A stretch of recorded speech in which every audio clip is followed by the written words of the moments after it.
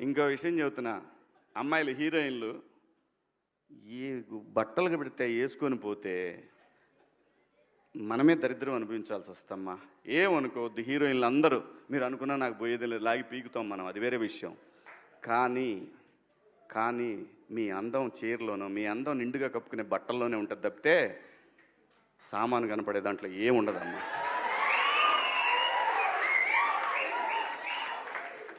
అవి వేసుకున్నంత మాత్రాన చాలామంది చూసినప్పుడు నవ్వుతూ అంటారు, కానీ దేద్రమ్ముండ ఎలాంటి బట్టలు ఎందుకు వేసుకుని కాస్త మంచి వేసుకోవచ్చుగా, బాగుంటావు కదా అనాలనిపిస్తుంది లోపల.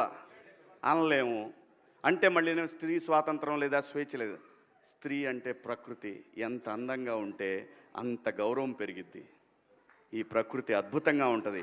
అలాగే స్త్రీ మా అమ్మ చక్కగా ఎప్పటికీ గుండెల్లో కనపడతా ఉంటుంది, ఒక సావిత్రమ్మ కానీ, ఒక సౌందర్య కానీ.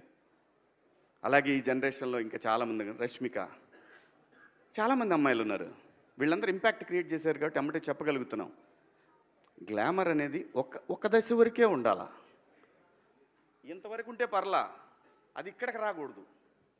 నేనేవాళ్ళే కానీ చెప్పడానికి మళ్ళీ అందరు రేపు పొద్దున పెద్ద పెద్ద వాళ్ళంతా బయలుదేరతారు, మాకు స్త్రీ స్వేచ్ఛ లేదు. స్వేచ్ఛ అనేది అదృష్టం. ఆ స్వేచ్ఛని కోల్పోవద్దు.